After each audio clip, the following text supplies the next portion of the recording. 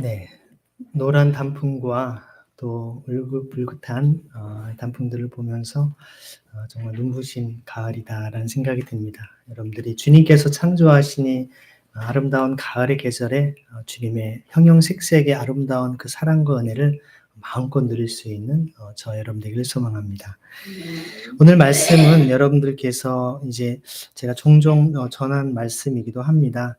예수님께서 실제로 이제 예루살렘 성에 입성하신 다음에 막 채찍질을 휘두르시고 막 상을 엎으시고 그야말로 굉장히 주님께서 정말 의분하신 정말 그러한 모습 속에서 이제 그곳에 있는 대제사장이라든지 사두개인들 또 바리새파 종교 지도자들하고 계속 논쟁을 이어가는 그런 내용들이 있습니다. 그런 논쟁 가운데 오늘 이 본문도 함께 나오게 되는데요. 사실 이 본문 앞에 보면 사두개인들과 바리새의 사람들이 계속 예수님과 논쟁하는 그런 논쟁 속에 먼저 34절 앞에서 보면 바리새파 사람들이 예수님에게 이제 질문하는 그런 내용이 나옵니다. 뭐라고 얘기하냐면 율법 교사한 사람이 와가지고 선생님 율법 가운데 어느 계명이 중요합니까? 라고 물어보죠. 자, 여러분에게 이런 것을 물어보는 것은 어떤 의미가 있을까? 물론 정말 순수한 의미로 그것이 무엇인지 잘 몰라서 물어보고자 하는 측면이 있습니다. 또 하나는 자신이 이미 그 부분을 잘 알고 있는데 이 사람이 지금 뭔가 그래도 말씀을 가르친다, 뭐 메시아다, 그리스도다, 하나님의 사람이라고 막 대중들의 인기와 또 많은 여러 가지 영향을 끼치고 있으니 이 사람이 똑바로 알고 있나 한번 확인하고자 하는 그런 측면이 있다는 것입니다. 어제 제가 숭실대학교 한국기독교박물관에 어떤 분의 교수님의 요청이 있어서 가서 실제로 제가 몇 분들을 이렇게 좀 쭉 안내를 해드렸습니다. 우리가 지난주에 갔다 왔기 때문에 여러분들은 잘 아시죠? 그래서 제가 조금 더 자세하게 한 대여섯 분밖에 안 됐기 때문에 제가 역사적인 것들을 자세히 설명을 하고 다 나왔는데요. 다들 너무나 고마워하고 감사를 하시는데 나오고 나서 그분들이 명함을 하나씩 다 주시는데 보니까 다 교수님들이시더라고요. 다른 대학에서 어떤 한 교회의 어떤 그 분들이 장로님도 계시고 뭐 권사님도 계시고 그런 분들이신데 실제로는 다 대학 교수로 계신 분이신데 그중에 한 분이 저한테 딱 물어보시는 거예요. 제가 질문을 쭉 설명을 하면서 청교도에 대해서 영국 국교회 엘리자베스 1세 혹은 헨리 8세 얘기를 했기 때문에 청교도 얘기가 잠깐 언급이 됐으면 나오자마자 이제 청교도의 핵심적인 교리 세 가지가 무엇입니까? 그리고 쭉 말씀을 이제 갑자기 훅 들어와가지고 제가 나름대로 쭉 이렇게 제가 강연을 여러 번 했었기 때문에 정리를 좀 했고요. 그랬더니 그럼 청교도들의 신앙생활에서 가장 큰 특징 세 가지는 무엇인가요? 라고 또 물어보더라고요. 제가 어제 그 질문에 대해서 크게 이렇게 부담 없이 답변은 드렸지만, 그때 들었던 느낌은, 저분이 정말 그런 것에 관심이 많아서 물어보시는구나라는 측면을 느꼈지만, 오늘 말씀을 제가 다시 한번 준비하면서, 이런 의미도 있겠다. 이분이 지금 교회사 교수라고 하는데, 제대로 그 부분을 알고 있나? 본인이 뭔가 책을 읽거나 연구해왔던 바가 있는데, 그거에 대해서 정말 핵심을 제대로 짚고 있나? 확인하고자 했다라는 것이죠. 그럴 수 있습니다. 물론 그분이 그런 나쁜 의도로 뭔가 저에게 했다고 할 수는 없지만 정말 확인차, 또 궁금하니까 물어본 그런 태도로 저는 알 수 있었기 때문에요. 그러니까 그처럼 이제 그냥 좋은 관계 속에서 제가 좋은 이런저런 설명을 하다 보니까 좀 더 추가적인 그런 질문을 통해서 하는 것은 큰 문제가 없겠지만 오늘 본문에 나온 이 배경에 예수님하고 바리새인들의 이야기는 굉장히 논쟁적이고 그야말로 뭔가 주도권을 쥐고 싸우는 그런 질문들이라는 겁니다. 당신 율법 똑바로 알아? 율법의 큰 계명이 뭔지 알아? 근데 그런 의미로 질문했다라는 것이죠. 그때 예수님께서 말씀하시죠. 내 마음을 다하고 내 목숨을 다하고 내 뜻을 다하여 주 너의 하나님을 사랑하여라 하셨고 이것이 가장 중요하고 으뜸 가는 계명이 둘째도 이와 같다 하시면서 내 이웃을 내 몸과 같이 사랑하라. 이 두 계명에서 온 율법과 예언서의 본뜻에 다 달려있다라고 주님이 딱 쉽게 말하면 모세오경 토라라고 하는 율법 전체를 주님께서 다 핵심으로 요약해 주신 겁니다. 율법 핵심은 뭐냐라고 물어보니까 하나님 사랑하는 거, 이웃 사랑하는 거 이게 모든 이 두 계명의 온 율법과 예언서의 본뜻이 다 달려있다. 율법뿐만 아니라 토라뿐만 아니라 예언서까지도 함께 구약 전체를 얘기하는 것이죠. 율법과 예언서 하면 예수님 오시기 이전의 모든 구약 성서를 다 얘기하는 겁니다. 그런 차원에서 이러한 그 주님의 질문을 듣고 나서 예수님께서 맞대응해서 또 이제 논쟁적 차원에서 질문을 하십니다. 그 질문의 내용이 오늘 여러분들이 살펴본 것처럼 바리새파 사람들이 모여 있을 때 예수께서 그들에게 물으십니다. 예수님이 답변하고 그냥 끝나는 게 아니라 오히려 주님이 핵심적인 또 질문을 해요. 유대인들이 가장 바라는 바가 무엇입니까? 정말 바벨론 포로, 또 페르시아, 헬라 제국, 또 여러 가지 그런 그 예수님 오시기 이전에 로마 제국의 어떤 그런 엎치락뒤치락하는 하스모니안 왕과 또 에돔 가문에 나오는 헤롯 가문, 이런 여러 가지 역사적인 이방 족속들이 그들을 계속 통치하고 그들을 억압하는 현실 속에서 그들이 간절히 바라는 다윗의 자손에서 그리스도가 와야 된다라고 하는 가르침들을 그들이 붙잡고 있었거든요. 유대인들이 특별히 신명기적인 사관에 입학하면 유대인들의 신앙의 중심은 예루살렘 성전 중심의 신앙입니다. 그리고 다윗의 자손을 통해서 메시아 그리스도가 오신다. 이 두 가지가 그 율법학자들을 비롯한 소위 종교 지도자들이 붙잡고 있는 핵심적인 신앙이에요.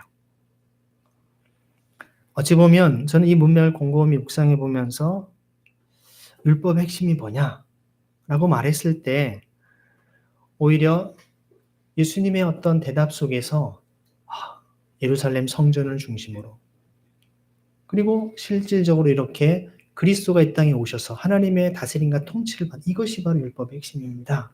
이런 답변을 원한 것은 아니었을까? 예수님은 그러한 그들의 기대를 저버리지 않으시고 오히려 질문으로 다시금 주님께서 거기에 대한 의견을 물어보십니다. 자, 42절에 너희는 그리스도를 어떻게 생각하느냐? 자, 그리스도에 대한 이야기를 하죠. 여러분, 이스라엘 백성들은 그리스도에 대해서 너무나 잘 알고 있습니다. 그리스도가 어떠한 분이시고 또 어떻게 오시고 또 어떤 일을 행하실지에 대해서 율법을 통해서 그들은 바삭하게 알고 있는 사람들입니다. 그런 그들에게 너네가 잘 알고 있는 그리스도가 어떻게 생각하느냐라고 얘기를 합니다.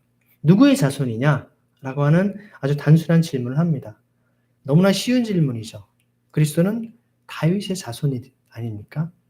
하나님께서 아담 이후로 하나님의 백성들을 통하여서 정말 다윗의 자손에서 메시아가 올 것이라고 하는 수많은 하나님의 사람들, 특별히 사무엘하 7장 14절 이후에 보면 그런 다윗을 통해서 정말 그리스도가 영원한 하나님의 통치가 이루어질 것을 약속하셨고 그들은 그 약속을 붙잡고 신앙생활을 해왔던 것입니다. 그러니까 당연히 다윗의 자손입니다. 라고 당연한 답변을 했습니다. 그때 예수님께서 다시 말씀하십니다. 그러면 다윗이 성령으로 감동을 받아서 그를 주님이라고 부르면서 말하기를 바로 이것은 시편 110편 1절을 인용한 겁니다. 주님께서 내 주께 말씀하셨다. 내가 내 원수를 내 발 아래 굴복시킬 때까지 너는 내 오른쪽에 앉아 있으라. 이 말씀을 인용하면서 이렇게 했는데 이게 어찌 된 일이냐? 여러분 이 말씀의 의미가 이해가 됩니까? 자, 다윗은 여러분 주전 1002년에 다윗 왕조를 세운 사람입니다. 주전 1000년이니까 예수님 오시기보다 대략 한 1000년이 넘게 살았던 존재인데 그분의 자손에서 그리스도가 나온다라고 그들은 기다리고 믿고 있지 않습니까? 그런데 지금 다윗이 시편 110편의 말씀을 통해서 그리스도를 보았고 그리스도에 대해서 지금 고백하고 있는 장면을 예수님께서 지적하고 있는 것입니다. 여러분 시편 110편을 보면 지금 이 본문이 나오는데요. 실제로 시편 110편에 이렇게 얘기합니다. 주님께서 내 주님께 말씀하시기를 내가 너의 원수들을 너의 발판에 대게 하기까지 너는 내 오른편에 앉아 있으라 하셨습니다. 주님께서 임금님의 권능의 지팡이를 시온에서 하사해 주시니 임금님께서는 저 원수들을 통치하십니다. 여러분 우리가 많이 암송하는 말씀 중에 하나인데 임금님께서 거룩한 산에서 군대를 이끌고 전쟁터로 나가시는 날에 임금님의 백성이 즐거이 헌신하고 아침 동틀 때 새벽 이슬이 맺히듯이 젊은이들이 임금님께로 모여들 것입니다. 새벽 이슬 같은 주의 청년들이 정말 즐거이 주님께 헌신하기를 간절히 기도하고 바라는 이 말씀이 바로 여기서 나온 말씀이거든요. 바로 다윗이 시편에서 그리스도를 보고 고백한 겁니다. 자, 그러면 다윗이 지금 보고 있는 장면은 무엇입니까? 시편에서 지금 말씀에 나오는 것처럼 다윗은 그런 예배 가운데, 환상 가운데 어떤 상황인지 정확히 알 수 없지만 분명히 정말 삼위일체 하나님, 천상에 계신 삼위일체 하나님을 그는 바라보고 있는 것입니다. 여기에 성령으로 감동을 받았다 하죠. 하나님의 영으로 감동을 받아서 정말 천상을 향한 예배를 온전히 드리고 있는 겁니다. 보좌에 앉아 계신 성부 하나님, 또 그 우편에 앉아 계신 성자 예수 그리스도, 그곳에 가득한 성령 하나님에 대한 이 삼위일체 하나님은 이미 구약 시대에 다윗은 보고 있었던 것입니다. 유대인들은 유일신 신앙을 강조합니다. 유대인들은 성자 예수님을 하나님으로 인정하지 않죠. 그냥 성인 정도, 선지자 정도로 인정을 할 수 있습니다. 하지만 여러분, 끝으로 유대인들이 정말 존경하고 그들의 별과 같이 빛나는 왕이라고 고백하는 다윗도 이미 1000년 전에, 그들이 오기 이전에 예수님 그 당시 그 1000년 전에 예수님을 바로 그리스도를 하나님 보좌 우편에 앉아 계신 그분을 보았다라는 것을 지금 말씀하고 있는 겁니다. 자, 그래서 그 천상에 하나님 보좌 우편에 앉아 계시는, 근데 이 내용을 보면 내가 내 원수를 내 발 앞에 굴복시킬 때까지, 말이 좀 이상하죠? 하나님이 한 분이시면 또 우리가 유일신인 유대교처럼 성자와 성령을 인정하지 않는 그냥 성부 하나님만 인정한다면 이 표현이 이상하지 않습니까? 성부 하나님이 내 원수를 내 발 아래, 내가 도대체 누굽니까? 너의 원수를 너의 발 아래. 이게 바로 성자 예수님임을 얘기하고 있는 것이죠.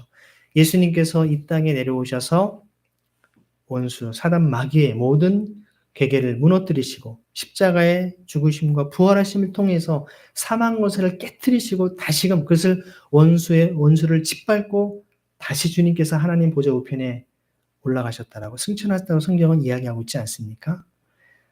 자, 예수님께서는 여러분 성자 예수님, 즉 예수 그리스도께서는 태초전부터 창세전부터 존재하신 하나님이십니다.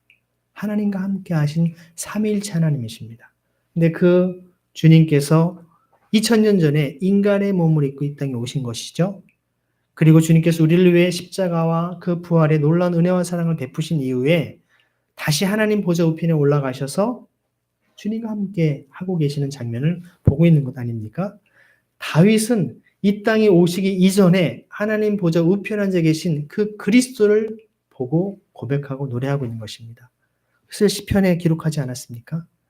예수님께서는 유대인들이 중요하게 여기는 다윗의 자손입니다 고백하니까 그래, 다윗이 쓴 시편 110편에 이렇게 나오는데, 물론 예수님 당시에는 장절을 표현하지는 않으셨습니다. 이거 어떻게 설명할 수 있느냐? 지금 여러분 이 본문 말씀이 이해가 됩니까? 분명히 그리스도는 다윗의 자손으로 와야 되는데 다윗의 자손으로 이 땅에 오기 이전에 이미 다윗이 그분을 향해 고백하고 있는 장면이 나오고 있다는 거죠. 어떻게 된 일이냐? 어떻게 된 일입니까? 어떻게 된 일입니까? 어떻게 설명을 해야 돼요? 설명할 수 있나요? 사실 이 설명을 하니까 예수님은 다시 한번 강조하면 다윗이 그리스도를 주라고 불렀는데 그리스도를 보고, 그러니까 분명히 여러분 예수님의 시편 110편 1절에 대한 해석을 보면 하나님 보좌 우편에 앉아 계신 분은 그리스도이십니다. 성자 예수님이십니다.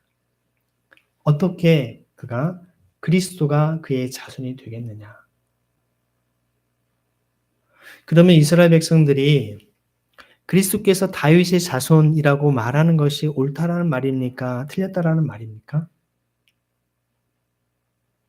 예수님이 예루살렘 성에 입성하실 때 오늘 나온 본문이 앞에 보면 입성할 때 백성들이 다 호산나 호산나 다윗의 자손으로 오시느냐 막 찬양하고 경배하고 주님을 정말 들어오게 했단 말이에요. 맞이했단 말이에요. 예수님을 영접했단 말이에요. 그런 모든 말들에 대해서 주님이 다 그렇다 하셨다라고 생각할 수 있겠지만 예수님께서 유대인들이 철석같이 믿고 있는 그리스도는 당연히 다윗의 자손에서 오는 거 아니냐라고 믿고 있고 알고 있는데 예수님은 거기에 대해 반박하신 겁니다. 지금 말씀이 제가 한 말이야. 예수님의 말씀이에요. 다윗이 그리스도를 주라고 불렀는데 어떻게 그리스도가 다윗의 그의 자손이 되겠느냐? 말이 안 된다는 얘기죠. 그럼 이거에 대해서 뭔가 답변을 해야 되잖아요. 근데 46절 말씀은 우리에게 충격을 가져다 줍니다. 그러자 아무도 예수께 한마디도 대답하지 못했다는 겁니다. 그날부터 그에게 감히 묻는 사람도 없었다. 그 본문을 찾아가지고 그렇게 그들이 정말 메시아, 그리스도는 다윗의 자손으로 오는 것이다 철석까지 믿고 있고 예수님의 질문 앞에 그냥 바로 생각하지 않아 그냥 나오는 즉각적인 답변을 했는데 그게 맞는 답변이야? 그 틀린 답변 아니냐? 주님 논리적으로 설명하지 않았습니까? 충격을 받은 겁니다. 여러분, 우리의 신앙은, 참된 신앙은 우리가 너무나 당연하게 여기고 그렇게 들어왔고 아는 거, 그게 단지 알았는데 이게 뭐지? 이게 아니었네? 바울이라고 하는 인물이 그렇지 않았나요? 하나님을 위해 열심을 냈던 그 바울이 네가 왜 나 핍박하냐? 네가 왜 나를 박해하느냐? 하나님을 위해 누구보다도 열심을 냈던 그의 삶에 주님은 찾아오셔서 첫 마디가 왜 나를 박해하고 핍박하냐고 주님 말씀하시잖아요. 얼마나 청천벽력 같은 말씀입니까? 여러분 우리가 하나님을 안다라고 하는 것, 우리의 신앙이 진짜 무엇인가를 알려면 하나님 말씀 앞에 우리의 기존의 생각과 마음들, 이성과 경험들을 내려놓고 다시금 말씀 앞에 깊숙이 성령의 깨우치심과 인도하심을 구해야 합니다. 어쩜 우리가 당연하게 알아왔던 것마저도 그것이 주님의 뜻과는 정반대되는 다른 혹은 틀린 것일 수 있다는 거예요. 자, 오늘 이 질문을 제가 여러분에게 이 말씀을 통해서 드린 것은 예수님의 말씀 그대로 제가 설교 제목을 달아놨습니다. 어떻게 그리스도가 다윗의 자손이 되겠느냐. 그럼 예수님 이것은 틀렸다. 너네 잘못 알고 있다라고 하고 그냥 끝낼 말씀이었을까요? 아니면 이 의미가 무엇인지를 주님 더 깊이 있게 깨닫기를 원했을까요? 저는 아마 후자에 해당될 것이라고 생각이 됩니다. 그렇다면 이 말씀의 의미가 무엇인지를 한번 우리는 깊이 고민을 해봐야 됩니다. 이 말씀의 의미를 제대로 깨닫지 못하면 너무나 많은 사람들이 우리가 예수를 믿고 구원받는다는 의미를 잘못 해석하게 된다는 것이에요. 대표적인 예가 무엇이냐면 한번 상진 형제한테 물어볼게요. 구약 시대에는 사람들이 어떻게 구원을 받았습니까? 환상을 듣거나 보거나. 네. 예수님 오시기 이전에 환상을 듣거나. 네. 우리 민정형제는 어떻게 구약 시대에는 구원을 받은 것 같아요? 그냥 뭐 생각 틀려도 괜찮으니까요. 네. 침묵으로. 많은 분들이 이제 구약 시대에는 어떻게 구원을 얻었습니까? 라고 물어보면 그냥 아무 생각 없이 되게 쉽게 이야기하는 것은 무엇이냐면 제사를 통해 구원받았죠. 희생 제사를 통해. 그 희생 제사를 통해서 구원을 받을 수 있다라고 생각을 하는 겁니다. 왜냐하면 그들이 정말 소와 양과 염소 혹은 이런 비둘기나 이런 것들을 바침을 통해서 실제 자신들의 죄를 대신 씻는 그런 희생 제물을 드리는 성전에서의 예배를 통해 그들의 죄 씻음을 받는다라고 했기 때문에 당연히 그들이 죄 씻음을 받고 죄 용서를 받고 구원받는 것이 아니냐라고 얘기를 합니다. 그런데 여러분 놀라운 사실은 히브리서 말씀에 보면 그를 정면 반박합니다. 황소나 염소의 피가 너희의 죄를 능히 없앨 수 없다라고 얘기를 합니다. 제사장이 매일같이 서서 같은 제사를 끊임없이 드리지만 그 제사장의 모든 수많은 제사가 결코 죄를 없앨 수 없다라고 이야기를 하고 있습니다. 그러면 구약의 모든 제사는 뭡니까? 우리가 알고 있는 성경의 지식, 그래서 보통 사람들이 구약에는 제사를 통해서 구원받고 뭐 신약에는 예수님을 믿어서 구원받고 지금 현대 시대에는 뭐 성령으로 구원받는다. 이런 게 바로 세대주의 이단이라고 불리는 어떤 신앙입니다. 잘못된 신앙입니다. 그렇지 않습니다. 여러분 성경은 아담으로부터 종말의 마지막 인간 인류까지 모든 하나님이 택하신 자를 구원하는 방법은 오직 예수 그리스도를 믿는 믿음으로만 구원을 베푸신다는 겁니다. 내가 곧 길이요 진리요 생명이니 나로 말미암지 않고는 아버지께로 올 자가 없다라고 주님은 말씀하셨기 때문에 주님의 말씀이 진리라고 한다면 당연히 아담부터 모든 인류는 그리스도를 통해서만 구원의 길이 열린다는 것입니다. 이 부분을 우리가 확신하지 못하면 자꾸 다른 길로 빠집니다. 그러면 당장 그런 질문 앞에, 그런 답변 앞에 첫 번째 반박할 질문이 이럴 겁니다. 아니, 예수님이 오지도 않았는데 어떻게 믿습니까? 그렇잖아요. 구약시대 예수님이 2000년 전에 이 땅에 오셔서 정확히는 BC 4년에 주님이 이 땅에 오셨다라고 역사학자들은 기록을 하거든요. 그러면 그 이전에는 도대체 어떻게 오지도 않은 예수를 어떻게 믿으란 말이냐? 라고 반박할 수 있지 않겠습니까? 그거에 대한 오늘 증거가 예수님이 직접 말씀하신 거예요. 자, 다윗, 예수님보다 1000년 전의 인물인데 누구를 봤습니까? 그리스도를 봤어요. 그리스도에 대한 신앙 고백을 하고 있잖아요. 여러분, 다윗이 고백하고 있는 이것은 이사야 선지자가 이사야 6장에 보면 주께서 높은 보좌에 앉으셔가지고 그곳에서 정말 많은 천사들이 스랍들이 주님을 찬양하는 그 예배의 장면과 너무나 흡사합니다.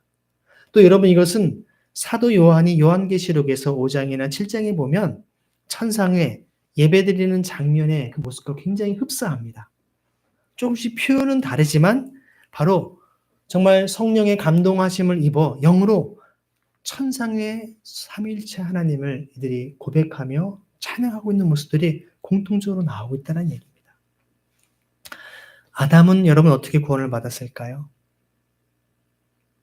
창세기 3장 15절에 보면 여자의 후손이 뱀의 머리를 상하게 할 것이라고 하는 여자의 후손이라고 하는 말이 나옵니다.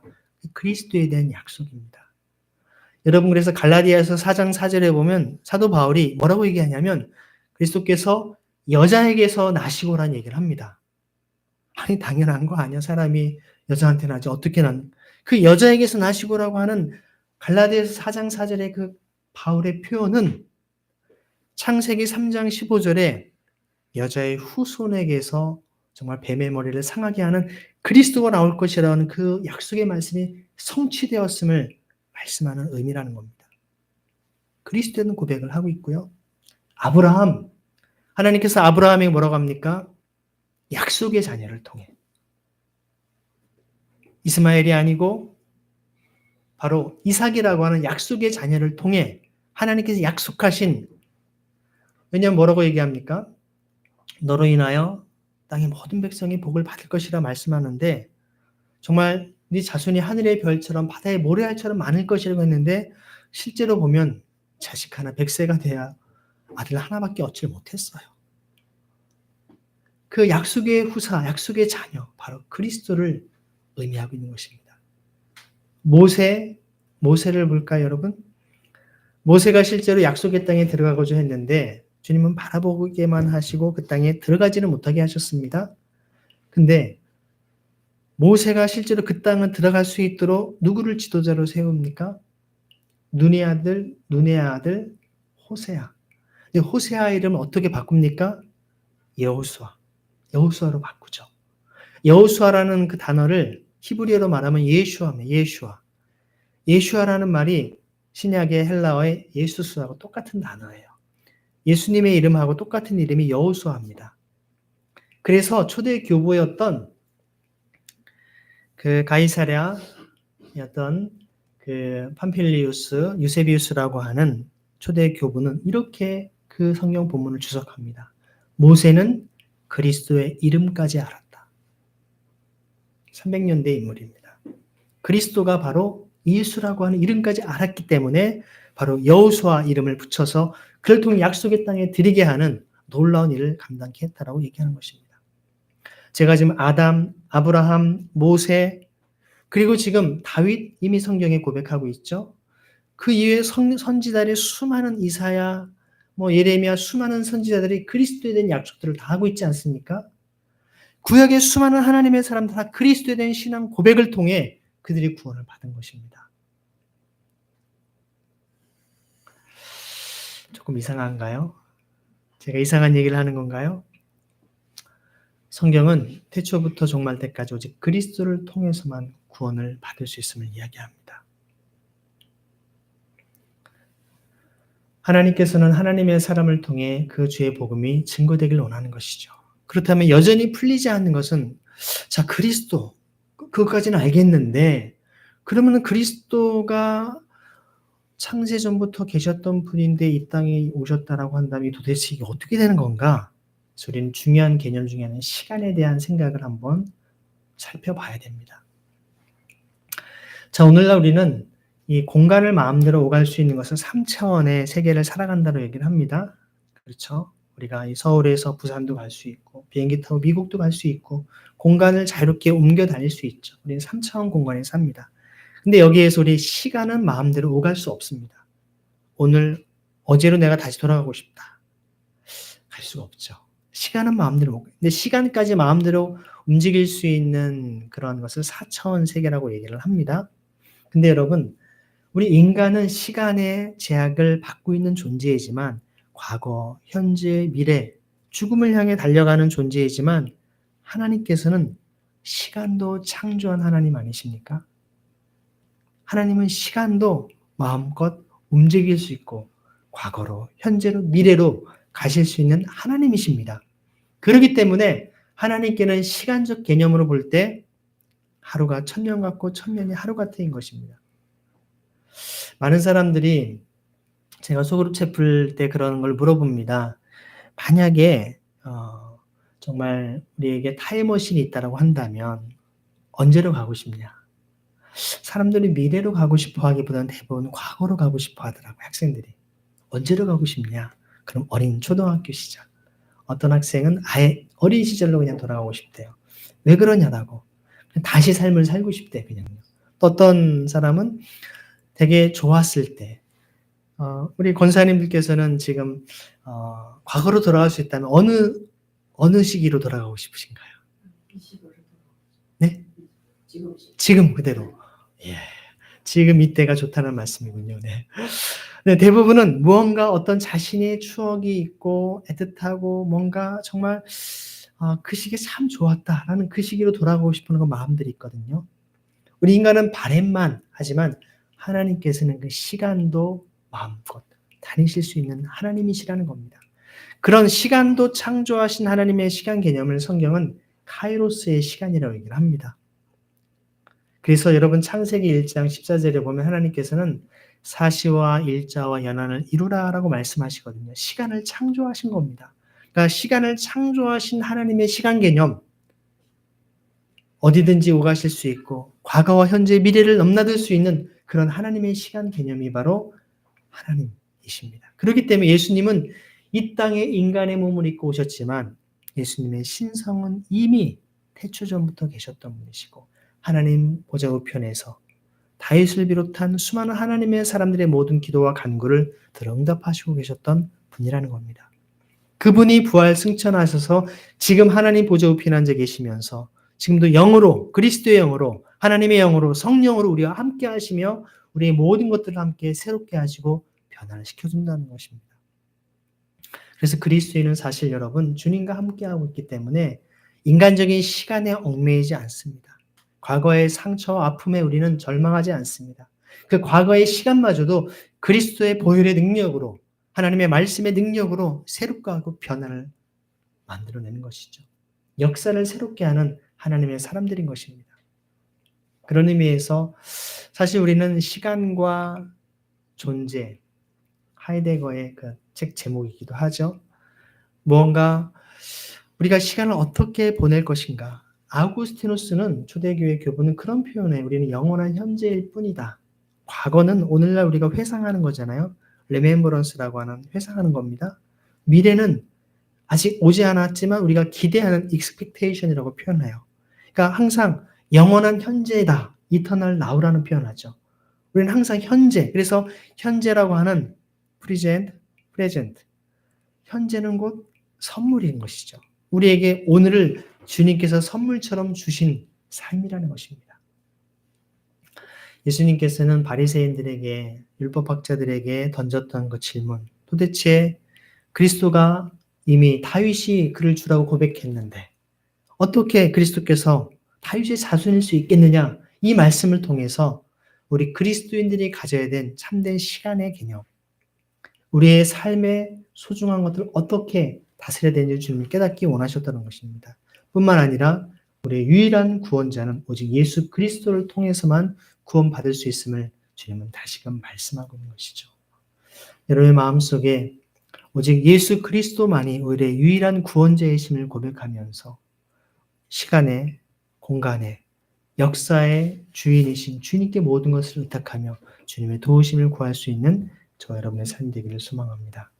같이 이 시간 기도하실 때 하나님의 마음을 품고 주님의 거룩한 통로가 될 수 있도록 우리 주빌리 교회를 통해서 이처럼 시간과 공간, 역사와 모든 만물의 주인이 되시는 주님께 온전한 예배와 감사를 드리지 못하는 이 땅의 많은 이들이 여러분들의 삶을 통해, 여러분의 예배를 통해 그들도 주님께 돌아올 수 있고 그들이 함께 주님의 영광을 맛볼 수 있도록 은혜를 허락하달라고 같이 이 시간 기도하겠습니다.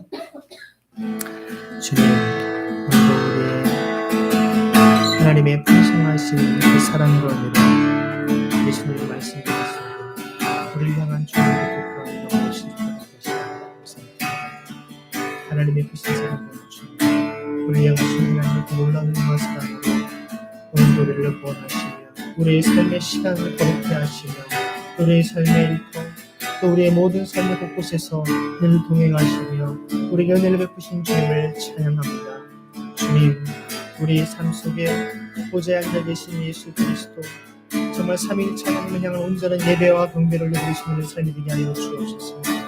우리의 눈을 들어 우리의 인생의 이유가 무엇인지 우리의 영적 고향의 본향이 무엇인지를 깨달아 그것을 향하여 살아가는 우리의 삶이 되게 하시고 이 땅에 불타는고 썩어지고 없어지는 것들을 바라보는 그 삶 속에서 우리가 그곳에서 함께 일하는 안식한 삶이 아니라 하나님의 나라와 의를 구할 수 있는 주님을 향한 온전한 믿음의 삶을 살아가도록 은총을 베풀어 주옵소서. 이 땅의 삶의 시간 속에 죽음을 두려워하며 벌벌 떨어가고 있는 많은 사람들, 질병과 고통과 삶의 많은 전쟁과 고통 속에서 신음하고 있는 이들에게 예수 그리스도 이름의 능력으로 그들을 참 자유케 하며 주님의 사랑으로 온전케 할 수 있도록 주님을 붙잡아 주옵소서. 우리를 새롭게 하여 주옵소서. 하나님 아버지의 베푸신 도와 주옵소서. 우리를 새롭게 하시고 성령을 베풀어 주옵소서. 하나님, 이 땅의 많은 이들이 예수 그리스도만 우리의 유일한 구원자이심을 깨닫지 못한 채 다른 방법이 있지 않겠느냐라고 이런저런 자신의 생각과 논리와 철학으로 무언가를 찾고 있는 이들이 너무나도 많습니다. 주님, 주님만이 우리의 유일한 구원자이시오 우리의 그리스도이시며 메시아이심을 고백합니다. 우리의 삶의 주인이심을 고백합니다. 우리뿐만 아니라 이 땅에 거주하는 모든 인류 피조물들이 주님이 주되심을 고백하며 그분께 엎드려 경배하며 그분을 예배할 수 있도록 은총 베풀어 주옵소서. 그럴 때 우리의 모든 삶이 그 천상을 향하여 나아가는 거룩하고 영원한 주님께 경배를 드리는 삶으로 살아가도록 함께하여 주옵소서. 그럴 때 세상에 썩어 없어지는 허탄한 모든 것들을 우리가 정말 과감히 내려놓을 수 있는 그 움켜쥐고 있는 것들을 손을 펴서 이웃을 향해 사랑의 손길로 펼칠 수 있도록 우리를 사용하여 주옵소서. 깊어가는 이 가을의 아름다움 속에 주님의 우리를 향하신 그 창조의 아름다움, 우리를 향하신 그 사랑의 아름다움을 깨닫게 하시고 우리도 주님을 향하여 주님 사랑합니다. 주님 감사합니다. 주님 은혜에 고백하며 감사의 삶을 살아가는 매일매일의 우리의 삶이 되게 하여 주옵소서. 우리의 가정의 일터에 또 이 나라 민족과 지금도 전쟁으로 곳곳에 우리에게 두려움을 주는 모든 악한 소식으로부터 참 기쁜 소식이 증거되며 천상의 기쁜 복음의 소식, 희년의 소식이 선포될 수 있도록 주님 우리를 사용하여 주시고 그리스도의 몸된 지체들을 사용하여 주옵소서. 살아계신 예수 그리스도 이름으로 감사하며 기도드립니다. 아멘.